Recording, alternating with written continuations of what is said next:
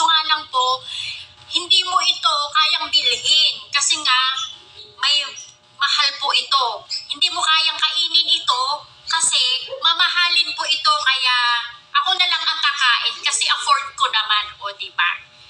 Kasi mga lalo dyan sa Pilipinas, yung mga mahihirap, yung mga hihikaos sa buhay, hindi mo ito makakain kasi mahal. O diba? Kung sumasahod ka ng isang buwan na magkano lang o kaya yung minimum ang sahod dyan sa Pilipinas, wag mo nang asamin na kumain ng ganito kasi hindi mo talaga kakayanin.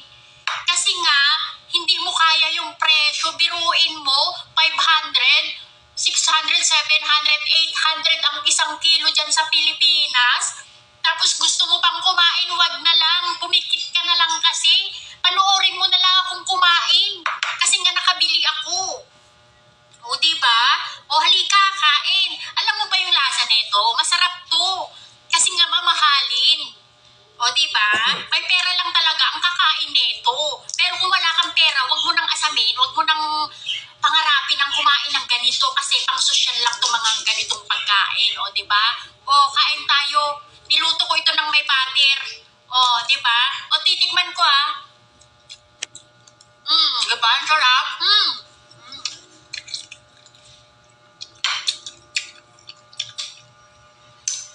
Ang sarap talaga, o diba? Kaso nga lang, syempre, yung sinabi ko nga, kung hikaos ka sa buhay, huwag ka nang bumili kasi masisira ang budget mo. Kasi pag bumili ka ng 1 kilo neto dyan, naku po, wala ka ng pangkain ng 1 linggo kasi ang budget lang ng isang kilo neto, panggastos ng mga mahihirap ng 1 linggo. O hindi naman, hindi pa. Kulang pa, di ba? Kaya yung presyo ng 1 linggo neto, anong presyo ng 1 kilo neto, panggastos na ng mahihirap ng 1 linggo. O biruin mo? Mag-a-adjust ka ba ng 1 linggo mo para lang sa 1 kilo neto? O diba? Kain tayo. May pambili kasi ako, kaya ako nakabili.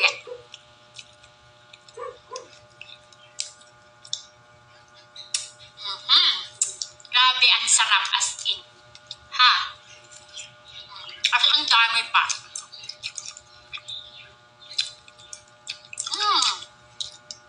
Mukbang nito, mukbang.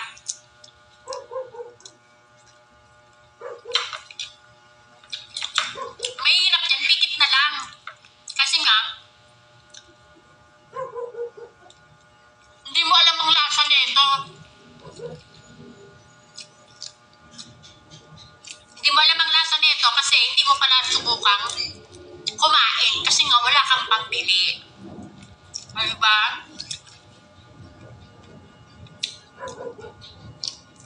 Sarap.